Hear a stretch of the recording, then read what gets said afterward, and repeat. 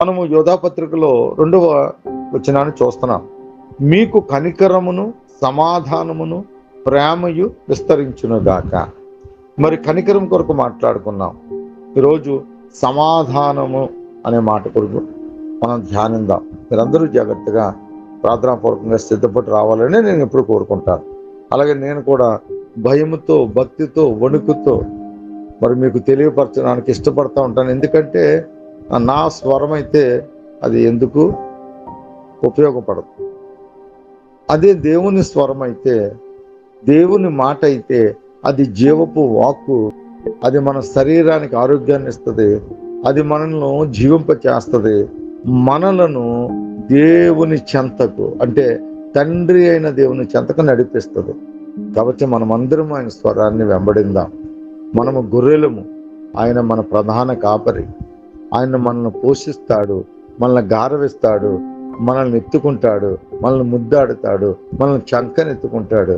అటువంటి దేవుణ్ణి మనం కలిగి ఉన్నాం. ఇది మన యొక్క భాగ్యము. దేవునికి స్తోత్రము. హల్లెలూయా. కాబట్టి ప్రియమైన దేవుని పిల్లలారా, ఈరోజు సమాధానము చాలా ప్రాముఖ్యమైన మాటలు. అసలు సమాధానం అంటే ఏంటి? ఈరోజు కుటుంబాల్లో సమాధానం లేదు. ఈరోజు జీవితాల్లో సమాధానం లేదు. భార్య భర్తల మధ్య సమాధానం లేదు. బిడ్డల మధ్య, తల్లిదండ్రుల మధ్య సమాధానం లేదు. ఇరుగు పొరుగు వారి మధ్య సమాధానం లేదు. ఏమంటే గ్రామాల మధ్య సమాధానం లేదు. పట్టణాల మధ్య సమాధానం లేదు. ఇలా ఆలోచన చేస్తే యూనివర్సల్ ఒకే ప్రపంచం, ఆ ప్రపంచ దేశాల మధ్య సమాధానం లేదు. కానీ ఒక మంచి విషయం ఏంటి తెలుసండి? మన తండ్రి అయిన దేవుడు సమాధానకర్తకు దేవుడు. దేవునికి స్తోత్రము. హల్లెలూయా. మన దేవుడు సమాధానకర్త, సమాధాన అధిపతి, సమాధానాన్ని క్రియేట్ చేసినవాడు, సమాధానాన్ని ఈ లోకానికి పంచినవాడు. అటువంటి దేవుడు మనల్ని ఏం చేశాడు తెలుసా? సమాధానపరిచే కుమారులుగా, కుమార్తెలుగా మనలను నిలవబెట్టుకున్నాడు. దేవునికి స్తోత్రము. హల్లెలూయా. ఎంతటి భాగ్యం! ఎవరికీ లేని ధన్యత, ఎవరికీ లేని యోగ్యత దేవుడు మనకు ఉచితంగా అనుగ్రహించిన గొప్ప వరం ఏదైనా ఉన్నదంటే అది సమాధానము. ఈ సమాధానము కొరకు సమాజం అర్రులు చాచుచున్నది. ఎంతో ప్రయాసను ఓర్చుకుని, ఎంతో కష్టాన్ని ఓర్చుకుని వారు అనేక రీతిలుగా దాని కొరకు ప్రయాసపడుతూ ఉంటారు. అయితే మన పరలోకపు తండ్రి ఉచితముగా దేవుడు ఆ గుణ లక్షణాన్ని మనకు ఈ దినాన్ని అనుగ్రహించినగా. మరి మన పరలోకపు తండ్రి, మన సృష్టికర్త అయిన దేవుడు సమాధానకర్త అయిన దేవుడిగా మనకు కనబడుతూ ఉన్నారు. సమాధానం క్రియేట్ చేస్తారు, క్రియేటర్. మన దేవుడు క్రియేటర్. మన దేవుడు శూన్యం నుంచి సమస్తాన్ని పిలిచిన దేవుడు. లేని దానిని ఉన్నట్టుగా పిలవగలిగిన శక్తివంతుడు. ఇటువంటి దేవుణ్ణి కలిగి ఉన్న మనము ఈ భూలోకంలో ధన్యులము. నిశ్చయతగా సమాధానము, ఒకవేళ పర్యాయ పదాలంటే శాంతి అనుకోవచ్చు, నెమ్మది అనుకోవచ్చు, లేదా ఇద్దరి మధ్య పరిష్కార మార్గాన్ని కుదర్చడం అనుకోవచ్చు. మరి ఈ రీతిగా మనం ఆలోచన చేస్తే కర్త, సమాధానానికి కర్త అంటే ఇందాక అనుకున్నాం క్రియేటర్, దాన్ని రూపకర్త, దాన్ని రూపించినవాడు, దాన్ని మన హృదయాల్లోనికి పంపించగలిగిన శక్తివంతుడు. అందుకే దేవుని యొక్క సన్నిధిలో మనము నోరు తెరిచేవారుగా ఉండాలి. మనం ఎప్పుడైతే నోరు తెరిచేవారుగా ఉంటామో దేవుడు మన నోటిని ఆయన యొక్క వాక్కుతో నింపు దేవుడిగా మనకు కనబడుతూ ఉంటాడు. ఆయన సన్నిధానంలో మౌనంగా ఉండకూడదు. మరి మీరందరూ కూడా ఆస్వాదిస్తున్నారని, ఆనందిస్తున్నారని, ఆ మాటల ద్వారా ఉజ్జీవింపబడుతున్నారని, ఇదిగో ఆత్మదేవుడు మీలో ప్రజ్వలింపబడుతున్నారని నేను హృదయపూర్వకంగా వాంఛిస్తూ ఉన్నాను, యాచిస్తూ ఉన్నాను, నమ్ముతూ ఉన్నాను. ఎందుకో తెలుసా? ఇదిగో నేను నమ్మితే నమ్మువానికి సమస్తము సాధ్యమైన దేవుని యొక్క వాగ్దానాన్ని పట్టుకుని నేను ముందుకు వెళుతూ ఉన్నామండి. కాబట్టి మీరందరూ కూడా దినదినము వాక్యములో వర్ధిల్లుతున్నారని నేను హృదయపూర్వకంగా మరి ఆశపడటమే కాదు, దేవుని పాదాల యొద్ద మీ కొరకు నేను ప్రార్థన చేస్తూ ఉన్నాను. నా ముఖం మీకు తెలియకపోవచ్చు, మీ ముఖం నాకు తెలియకపోవచ్చు. అయినప్పటికీ ఆత్మలో మనం ఒకటై ఉన్నాం, శరీరంలో మనం భాగాలమై ఉన్నాం. ఒకవేళ ధన్యులు మీరు కుడి చేయరా దేవునికి, నేను ఎడమ చేయనా నాకు సంతోషం. మీరు ఒకవేళ భుజాలయ్యారా, నేను పాదాలైనా నాకు సంతోషం. ఒకవేళ మీరు ఏళ్ళయ్యారా, నేను దాని మీద గోరై ఉన్న సంతోషం. ఎందుకు సంతోషించాలి అంటే ఏమైనా క్రీస్తులో భాగమై ఉన్నా దాన్ని బట్టి మనం ఆనందించాలి. నేను ఆ రీతిగానే ఆనందిస్తాను, ఆ రీతిగానే ఆస్వాదిస్తాను. నేను మాత్రమే కాదు నా ప్రియులారా, మీరు కూడా ఇట్టి మనసు, క్రీస్తు యేసుకు కలిగిన ఇట్టి మనసు మనము కూడా నిశ్చయముగా కలిగి ఉందుము కాక. కాబట్టి ప్రియమైన దేవుని పిల్లలారా, నిశ్చయతగా మరి సృష్టికర్త అయిన దేవుని యొక్క గుణగణాలు, దానిలో సమాధానాన్ని కలగజేస్తున్నవాడు, సమాధానాన్ని ఇచ్చేవాడు, సమాధానాన్ని మనలో పంపించేవాడు ఆయనే. కాబట్టి ఆయన్ని మనము పూర్తిగా ఆదికాండములో ఆ మొదటి అధ్యాయములో 28వ వచనంలో ఇదిగో ఆయన చెప్పిన మాటలు మన పోలిక చొప్పున మన స్వరూప్యమందు నరులను చేయుదము అని ఒక కాన్ఫిడెన్స్ లాంటి, ఏమండి, ఒక రౌండ్ టేబుల్ సమావేశం అని వచ్చాము. ఒక రౌండ్ టేబుల్ సమావేశంలో వారు అమెండ్మెంట్ చేశారు, ఒక బిల్ పాస్ చేశారు. ఆ చేయబోతున్న మనుష్యులను, ఆ దేవకుమారులను, దేవుని పిల్లలను ఏ రీతిగా నిర్మించాలి, ఏ రీతిగా రూపించాలి అని ఒక అమెండ్మెంట్ అక్కడ ప్రకటించారు. తండ్రి, కుమార, పరిశుద్ధాత్మ త్రియేక దేవుడు కోట్లాది మంది దేవదూతలతో ఒక మంచి సభ. అంటే నేను అనుకుంటాను, నేను ఆ రీతిగా ఆస్వాదిస్తాను. ఆ మాట చదివినప్పుడు నా హృదయం ఉప్పొంగిపోద్ది. ఆహా, నీ బుద్ధి జ్ఞానములు అగమ్యములు, నీ ఆలోచనలు మాకు అందవు, నీ జ్ఞానం మాకు అందదు. విశ్వాంతరాల కంటే అనేక రెట్టులు ఆయన యొక్క బుద్ధి జ్ఞానము బాహుల్యము బహు గొప్పది. దాన్ని మనం ఆలోచిస్తూ ఆస్వాదించాలి. ఎంత ప్రేమ దేవునికి! ఆయన ఎటువంటి పోలికలు కలిగి ఉన్నాడో, ఆయన ఎటువంటి స్వరూప్యాన్ని కలిగి ఉన్నాడో, అదే స్వరూప్యాన్ని నీకు నాకు అందించాలి.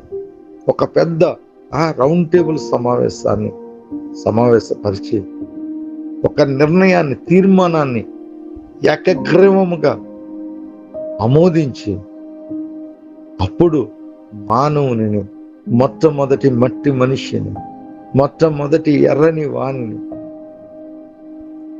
మనిషిని రూపించిన విధము చూడగా భయము కలుగుతుందంట. అది ఒకరోజు ప్రత్యేకంగా సబ్జెక్టుగా మాట్లాడుకుందాం. ఆదామును ఆదికాండము 2వ అధ్యాయము 7వ వచనంలో చూస్తే చాలా సింపుల్ గా కనబడుతుంది. మనం యెహోవా నేల మట్టితో నరుని నిర్మించెను, అయిపోయి. కానీ ఆ యెహోవా నేల మట్టిని ఎక్కడి నుంచి తెచ్చాడు,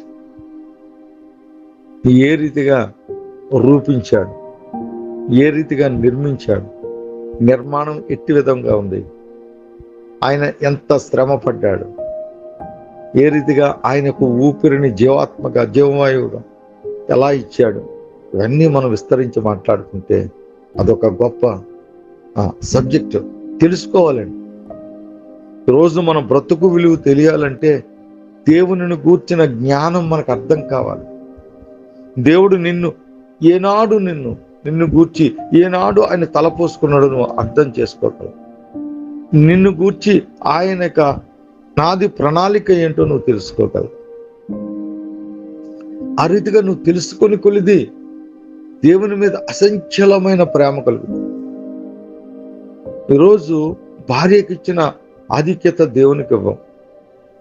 ఈరోజు బిడ్డలకు ఇచ్చిన ఆధిక్యత దేవునికి ఇవ్వం.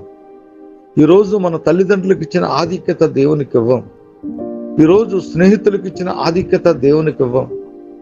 ఎందుకో తెలుసా? దేవుడిని అర్థం చేసుకోవడంలో మనం పొరపడుతున్నాం. దేవుని గుణగణాలు తెలుసుకోవడంలో మనం పొరపడుతున్నాం. ఏమండి, ఎవరికైనా మార్గమధ్యంలో వాచ్ లేక సమయం ఎంతైందని అడిగితే వెంటనే చెప్పినప్పుడు థ్యాంక్స్ గివింగ్ చెప్తాం. ఎవరైనా మండు టెండలో డోర్ కొట్టి కొద్దిగా మంచినీళ్ళు ఇవ్వమంటే వారు మంచినీళ్ళు ఇస్తే వారికి వెంటనే థ్యాంక్స్ గివింగ్ చెప్తాం. ఎందుకో తెలుసా? అనుభవిస్తున్నాం. సమయం మనకు తెలియదు, సమయం చెప్పాడు కాబట్టి అతనికి థ్యాంక్స్ చెప్పాం. అలాగే ఆ సమయానికి మనకి దాహం వేస్తుంది, ఒక తల్లో తండ్రో అన్నో తమ్ముడో కాస్త మంచినీళ్ళు ఇచ్చాడు, దాన్ని అనుభవించాం, వెంటనే థ్యాంక్స్ చెప్పాం. నా కుమారుడా, దేవుడిని అనుభవించట్లేదా? దేవుడు నీకు ఏం చేయలేదు. దేవుడు నిన్ను ఏం తక్కువ చేశాడు? నీకు దేవునికి నువ్వు ఎంత కృతజ్ఞత కలిగి ఉండాలో తెలుసా? అలా తెలియాలి అంటే దేవుని గూర్చిన జ్ఞానాన్ని నువ్వు అభ్యసించాలి. దేవుని గూర్చిన జ్ఞానాన్ని నువ్వు తెలుసుకోవాలి. ఇందులో మనం పొరపడుతున్నాం. దీనిలో మళ్ళీ అర్థం చేసుకోవడంలో పొరపడటమే కాక మరలా ఒకరితో ఒకరు పోట్లాడుకుంటున్నాం. నా దేవుడు గొప్ప అంటే నా దేవుడు గొప్ప. ఎంతమంది దేవుళ్ళు మనకి? ఒక్కడే దేవుడు. ఆయన ఆలోచనలు అర్థం చేసుకోలేకపోతున్నాం. ఆయన ఉద్దేశాలను మనం అర్థం చేసుకోలేకే మనం ఇంకా ప్రకృతి సంబంధమైన మనుషుల వలె ప్రవర్తిస్తాం. అలా ప్రవర్తించడానికి వీలు కాదు. అలా ప్రవర్తిస్తే నీ తండ్రి అయిన దేవుడు తన హృదయాన్ని నొచ్చుకుంటాడు. కాబట్టి దేవునికి ఏ జ్ఞానం అయితే కలిగి ఉందో అదే జ్ఞానాన్ని దేవుడికి పంచుతుంది. దేవునికి ఏ గుణగానాలు అయితే ఉన్నాయో ఆ గుణగానాలే నీకు దేవుడు అందిస్తావు. నా ప్రియ కుమారుడా, నా ప్రియ కుమార్తె, శ్రద్ధగా ఆలకించు. దేవునికి కృతజ్ఞత కలిగి ఉండట్లేదు మనం. మీరే కాదు, నేను కూడా. మీకు చెప్తున్నాను అనుకోవద్దు. నేను కూడా దేవునికి తగినట్లుగా నేను బ్రతకలేదు. అనునిత్యము నేను నా ఆత్మీయుల దగ్గర నేను ఏడుస్తూ ఉంటాను. నాకు జాన్ గారి దగ్గర చెప్తాను, కాలేబ్ గారి దగ్గర చెప్తాను, మన నాయకుడి దగ్గర చెప్తాను. ఎందుకంటే దేవునికి తగినట్లుగా ఇంకా నా జీవితం పరిపూర్ణతలోనికి వెళ్ళలేకపోతా ఉన్నా. నా ఉద్యోగాన్ని బట్టి, నా కుటుంబాన్ని బట్టి, నాకున్న ఆర్థిక ఇబ్బందులను బట్టి, నాకున్న ఆ ఒత్తిడిని బట్టి, ఇబ్బందులను బట్టి ఇంకా పరిపూర్ణంగా దేవుని వైపు అడుగులైతే వేస్తున్నానేమో కానీ మీకు నిశ్చయతగా నిలవలేకపోతున్నాను. కాబట్టి ఈ వాక్యము మీ గురించి అని మీరు అనుకోండి, తప్పులేదు.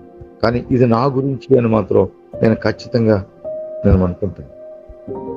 ప్రియమైన దేవుని పిల్లలారా, దేవుడు సమాధానకర్త. ఆయన మనందరికీ సమాధానాన్ని అందించేవాడిగా ఉంటాడు. కీర్తనాకారుడు దావీదు 29వ కీర్తన 11వ చరణములో ఆయన ఈ రీతిగా ఆయన కీర్తనాకారుడు కీర్తన ద్వారా దేవుని స్తుతిస్తూ ఉన్నాడు. యెహోవా తన ప్రజలకు బలమును అనుగ్రహించును. తండ్రి దేవుని పొగుడుతూ ఉన్నారు. ఆయన పాటలంటే దేవునికి ఎంతో మాధుర్యం. ఆయన ఆరాధన వీరుడై, నా తండ్రి ఆరాధనీయుడు. ఆయన నిరంతరము ఆరాధించదగినవాడు, నిరంతరము స్తోత్రార్హుడై ఉన్నాడు. కాబట్టి ఇదిగో నా పితరుడైన ఆదాము, అవ్వ ఏ రీతిగా ప్రతి చల్లపొద్దును దేవునితో ఆస్వాదిస్తూ ఆరాధిస్తూ ఆనందించారు, అలాగే ఇక్కడ ఆరాధన వీరుడైన మరి కీర్తనాకారుడైన దావీదు కూడా ఆయన ఆరాధిస్తూ ఉన్నాడు.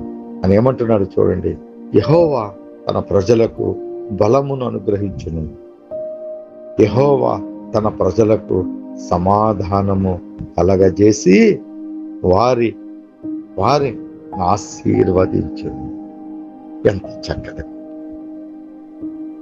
దేవుని యొక్క హృదయములో ఏముందో, దేవుడు ఎటువంటి వాడు భూమి మీద ఉన్న దావీదు పలుకుతుంది. ఆయన హృదయం ఇలా ఉంది. ఎలా ఉంది? తన ప్రజలకు బలాన్ని ఇచ్చేవాడు, తన ప్రజలకు సమాధానాన్ని కలగజేసేవాడు. అంత మాత్రమే కాదు, తన ప్రజలను ఆశీర్వదించి. ఇది దేవుని యొక్క హృదయములో ఉన్న మాట. దానిని ఆత్మదేవుని ద్వారా అభిషేకింపబడిన రాజైన దావీదు ఈరోజు ప్రపంచానికి ఆ చరణం ద్వారా 29వ కీర్తన 11వ చరణం ద్వారా లోకానికి బయలుపరుస్తున్నాయి. ఆ లోకంలో నీవు నేను ఉన్నాం కదా కుమారుడా. నీ తండ్రి అయిన దేవుని గుణగణాలు ఏ రీతిగా ఉన్నాయో నువ్వు అర్థం చేసుకుంటున్నావా? నీ పట్ల ఎటువంటి ఆలోచన కలిగి ఉన్నాడో నువ్వు అర్థం చేసుకుంటున్నావా? నువ్వు అర్థం చేసుకుంటే దేవునితో సహవాసం మానవు. దేవునితో అన్యోన్యత సహవాసం విడవు. చిన్న చిన్న కారణాలకి దేవుణ్ణి మనము వెనకకు పెట్టేవారుగా ఉంటాం. రేపు ఏదైనా అవసరం ఉంటే కాన్ఫిడెన్స్ మానేస్తాం. ఎలా మానబుద్ధి? అది నా ప్రశ్న. ఎలా మానాలనిపిస్తుంది? మనస్సు లాగాలి. దేవుని సింహాసనానికి నీకు ఒక బంధం ఏర్పరచబడాలి. ఒకవేళ ఆ సింహాసనం నుంచి దూరముగా వెళ్తున్నావు అనుకోండి, ఆ బంధము నిన్ను మరలా సింహాసనం వైపుకి లాగాలి. ఆ లాగాలి అంటే నీ ఆలోచన విధానం మారాలి. నా దేవుని మాటలు, నా దేవునితో సహవాసం, నా దేవునితో అన్యోన్యత, ఆ సహవాసం నిరంతరము నేను కలిగి ఉండాలి అనే ఒక స్వభావము ఈరోజు నీవు నేను కలిగి ఉండాలి అంటే మొదటిగా అంటే మనస్సు నీవే పుట్టించుకోవాలి హృదయంలో. దేవుడు చేయాల్సినవన్నీ చేసేసాడు కదా. ఒక తండ్రి మీద నీకు ఎటువంటి ప్రేమ ఉంటుంది? ఒక తల్లి మీద ఎటువంటి ప్రేమ ఉంటుంది? ఏం చేస్తారని ప్రేమించావు నువ్వు? నువ్వు కరెక్ట్గా చెప్పేస్తావు, మరి నన్ను కన్నారండి, నా తండ్రి నన్ను కన్నాడు, నా తల్లి నన్ను నవమోస్తాలు మూసి కన్నది, నా తల్లి యొక్క స్తన్యాన్ని నేను అనుభవించాను, ఆస్వాదించాను, ఆమె పాలు తాగి నేను బ్రతికాను, నా తండ్రి సంరక్షణలో నేను పెద్దవాడిని అయ్యాను, విద్యాబుద్ధులు నేర్పించారు, నాకు ఉద్యోగాన్ని సంపాదించడానికి తగిన జ్ఞానాన్ని అందించారు, నాకు మంచి అమ్మాయిని చూసి పెళ్లి చేస్తారు. మరి ఇన్ని చేసిన వారికి నేను కృతజ్ఞత కలిగి ఉండాలి కదండి అని చెప్తారు. ఎస్, మంచిది. అయితే మరి దీనిలో నువ్వేదైతే చెబుతూ ఉన్నావో అవన్నీ జరగడానికి కర్త, అవన్నీ జరగడానికి ఒక క్రియేటర్ పరమందు ఉన్నాడు. మనం మొదటగా మాట్లాడుకున్నాం, చాలా అద్భుతమైన సబ్జెక్ట్ అది. తండ్రి. ఆ తండ్రి అనే నామము ఆయనది. ఆ నామము లోకానికి ఇచ్చేశారు. ఆయన దగ్గర ఏది ఉంచుకోలేదండి. ఆయన సమాధానకర్త. ఆ సమాధానాన్ని నీకు అనుగ్రహించారు. ఆయన ఆశీర్వాదానికి కారకుడు. అది ఆయన దగ్గర ఉంచుకోలేదు, అది నీకు అనుగ్రహించాడు. ఈ లోకాన్ని ఆశీర్వదించడానికి నువ్వు అర్హుడవు. ఈ లోకానికి సమాధానాన్ని కలగ చేయడానికి నువ్వు అర్హుడువు. ఏం దాచుకున్నారు దేవుడు నీకు ఇవ్వకుండా? సమస్తాన్ని ఆయన ఏమై ఉన్నాడు? ఆయన ఈ లోకానికి ఎట్టివాడై ఉన్నాడు? రోజు మనం అట్టివారయం. అది దేవుడిచ్చిన గొప్ప యోగ్యత. ఇది మనం గమనించినప్పుడు ఎన్నడూ ఆయన నుంచి ఎడబాయము.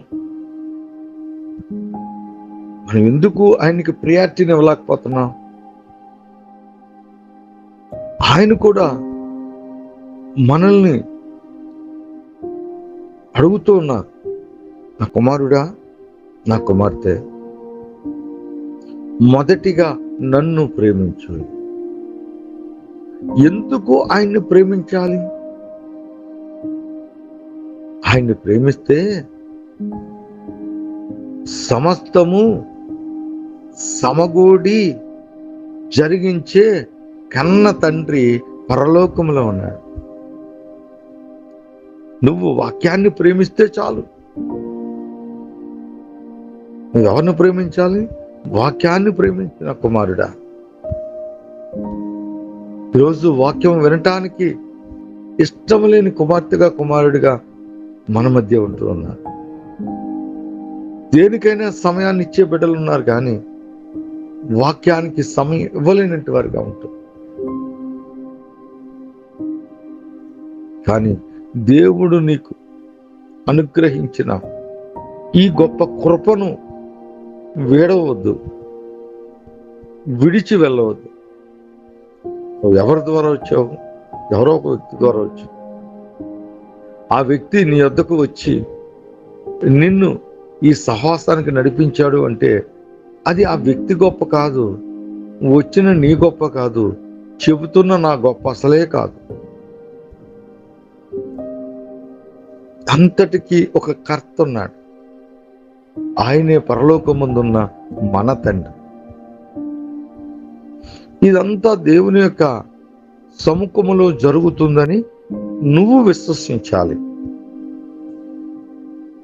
ఎవరో వచ్చారు, ఏదో చెప్పారు, ఏదో పిలిచాడు, వెళ్ళొచ్చి ఈరోజు మనకు పని ఉంది మానేద్దాం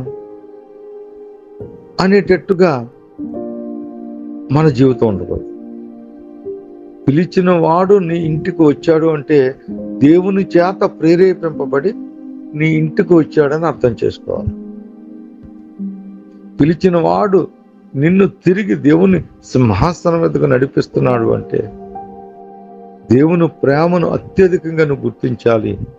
తద్వారా ఆ యొక్క గుర్తింపు గౌరవించాలి. నేనైతే ప్రభువా, ఇంతటి భాగ్యాన్ని నువ్వు నాకు ఉచితంగా అనుగ్రహించావా అని అనేక మార్లు కన్నీరు ప్రార్థన చేస్తాను.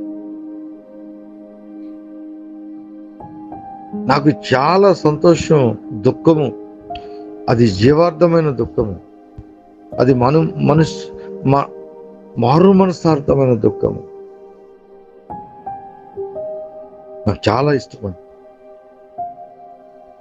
ఆయన యొక్క ప్రత్యక్షత నాకు కనబడుతూ ఉంటుంది.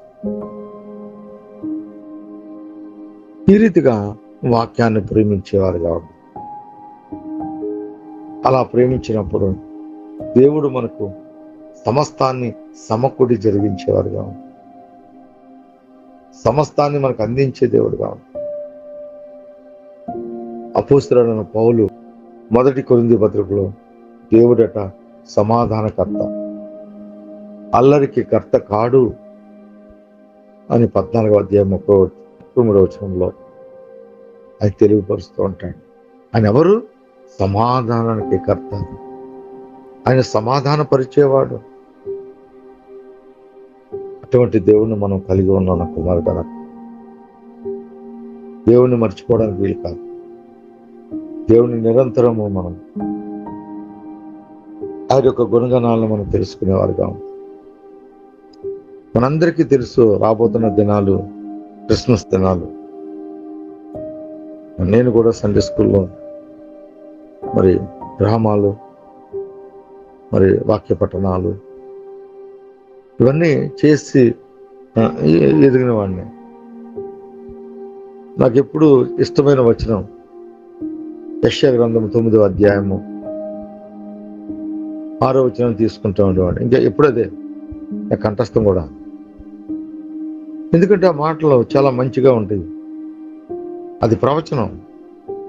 యెషయా ద్వారా దేవుడు లోకానికి ఇస్తున్న గొప్ప వరాన్ని, గొప్ప ధన్యతను, ఆ లోకానికి ఒక భాగ్యము మనం గుర్తించట్లేదండి.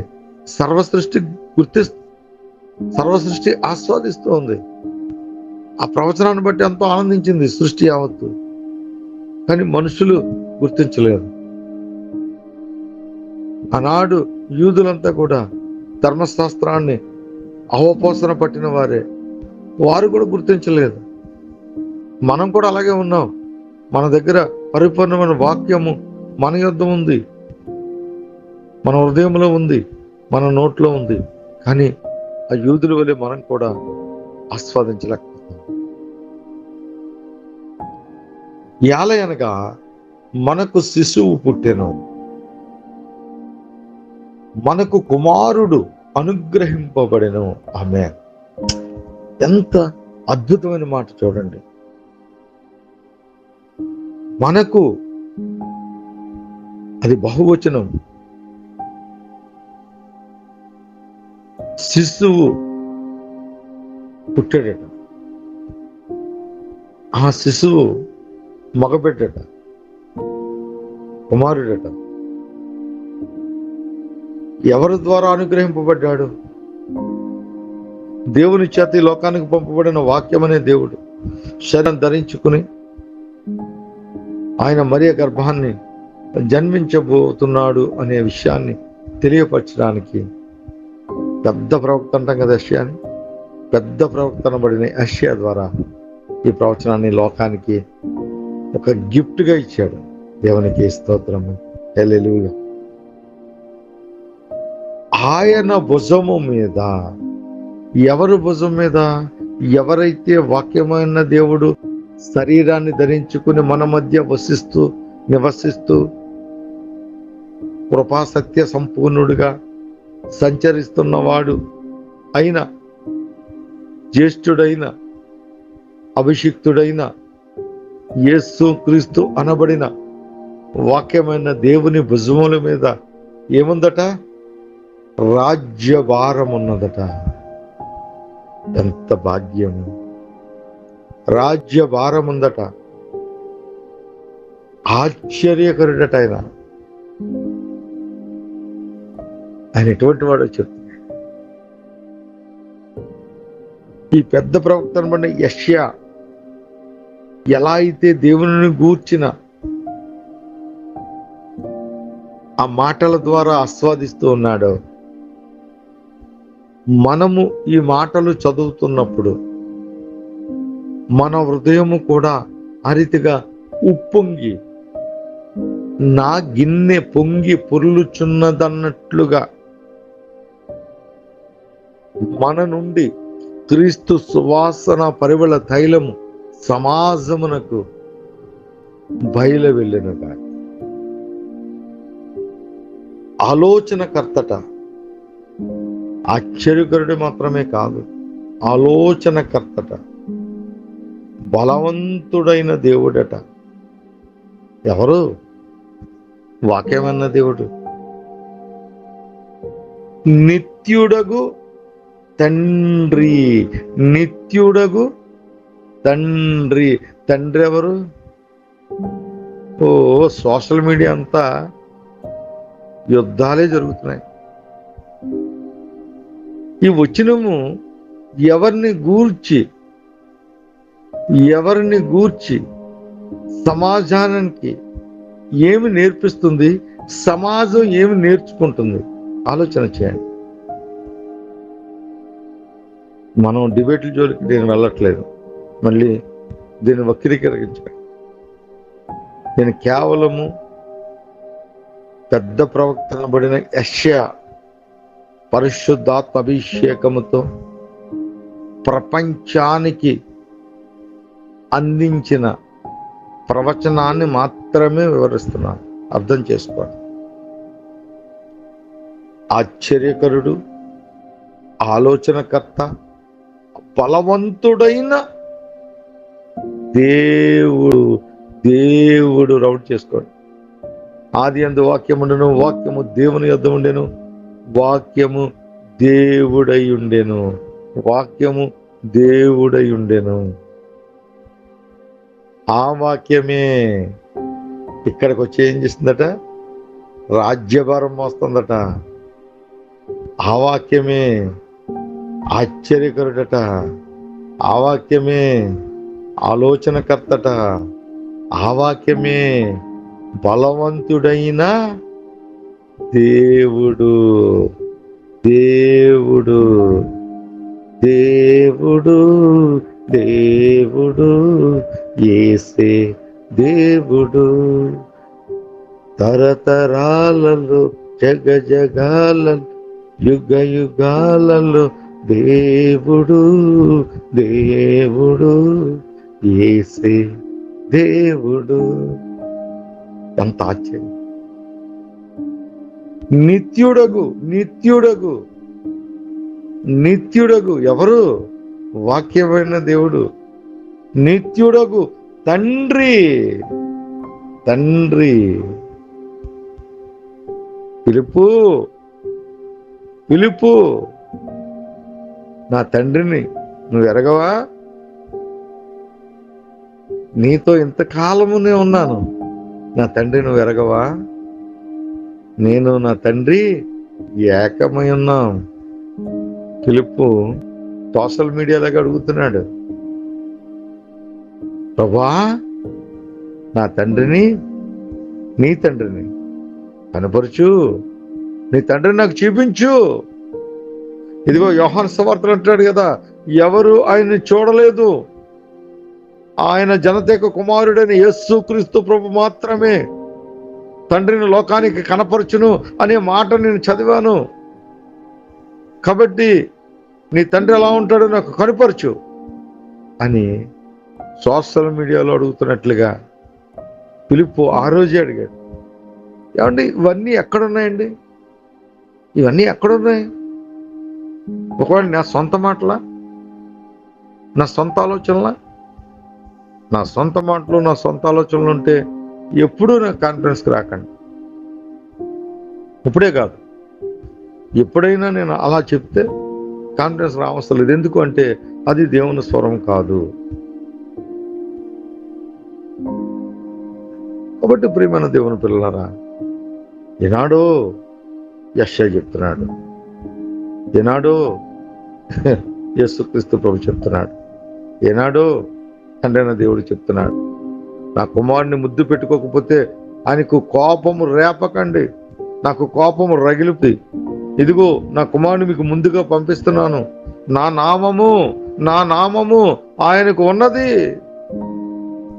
ఇదిగో ఆయనకు కోపము రేపితే మీ పాపములు పరిహరింపడు, నా నామము ఆయనకున్నది. ఆహా, ఏమైనా ఈ వచనాలన్నీ? నిత్యుడగు తండ్రి సమాధానకర్తయగు అధిపతి. అది దేనికి అధిపతి? సమాధానమునకు కర్త. అట్టి సమాధానానికి కర్త అయినటువంటి దేవుడు నీలో ఉన్నాడు. లోకానికి సమాధానము కలగజేయువాడువు నీవే.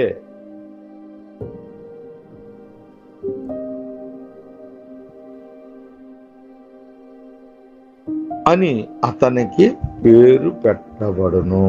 అంటే ఆ పేరుకైనా అర్హుడు.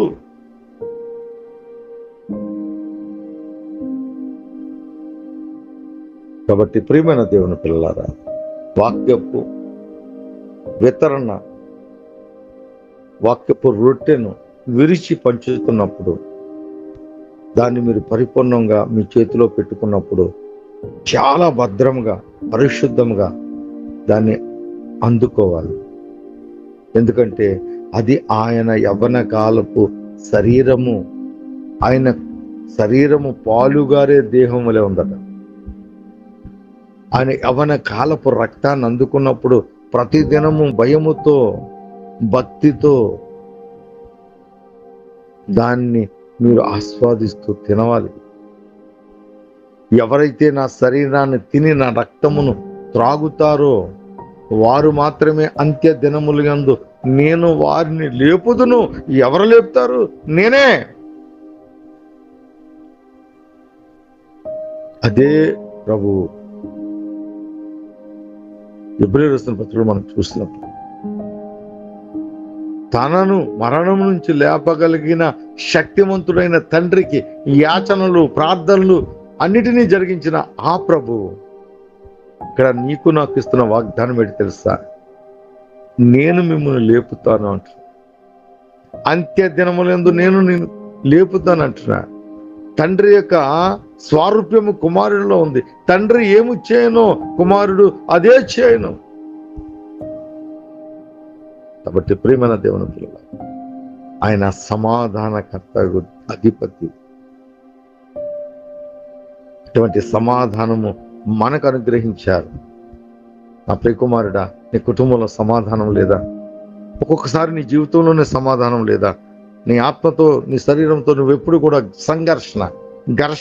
ఘర్షణ ఎక్కడ ఉంటుందో, రాపిడి ఎక్కడ ఉంటుందో అక్కడ మంట పుడుతుంది. మంట ఎక్కడ ఉంటుందో అది వాడుకునే విధానాన్ని బట్టి ఉంటుంది. అది వంట చేయడానికి ఉపయోగపడితే వంటే చేస్తుంది. అది కొంప తగలబెట్టుకోవడానికి చేస్తే కొంప తగలబెడుతుంది.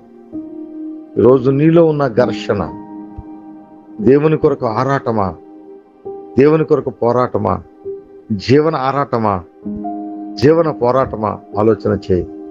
జీవన పోరాటం అయితే నీ ఆత్మ తగలబడుతుంది, నీ శరీరం తగలబడుతుంది. ఇదిగో నీవు జీవము కొరకై పోరాటమా? నీ ప్రాణము, ఆత్మ, శరీరము, త్రితత్వంలో ఉన్న నీవు సమస్తాన్ని దక్కించుకుంటావు నా కుమారుడా. సమస్తాన్ని దక్కించుకుంటావు. అంత మాత్రమే కాదు, నీకున్న భాగ్యం ఏమిటి తెలుసా? నీ తండ్రి అయిన దేవునికి ఏ గుణగణమైతే ఉందో ఆ గుణగణము నీలో ఉండి అనేకులకు సమాధానకర్తగా, అనేకులను సమాధానపరిచే కుమారుడిగా, కుమార్తెగా వర్ధిల్లుదువుగాక. ఆమేన్. చిన్న ప్రార్థన చేసుకుందాం. మహోన్నతుడా, మహాకృపగలిగిన తండ్రి, దయగలిగిన రాజా, ఇంతవరకు మీ అమూల్యమైన మాటలు, అది నీ శరీరమని, అది నీ రక్తమని బిడ్డలు గ్రహించి వివేచించి దానిని తిని త్రాగి ఆయన నీ యొక్క నిత్యత్వానికి వారసులుగా మార్చబడుదురుగాక. అట్టి కృపను నాకును నువ్వు ఏర్పరచుకున్న నీ బిడ్డలకును నిత్యముగా అనుగ్రహించుదువుగాక. ఈ కాన్ఫరెన్స్ ద్వారా, ఈ మాటల ద్వారా, ఇక సాక్ష్యాల ద్వారా, ఆరాధన ద్వారా, పాటల ద్వారా ఘనత, మహిమ, ప్రభావాలు మీరు పొందుకుని తద్వారా దైవాశీర్వాదము బిడ్డలందరి మీద కుమరింపు చేస్తారని యేసు పరిశుద్ధ నామములో ప్రార్థన, విజ్ఞాపన అడిగి వేడుకుని పొందుకుని ఉన్నాం మా పరమ తండ్రి. ఆమేన్, ఆమేన్.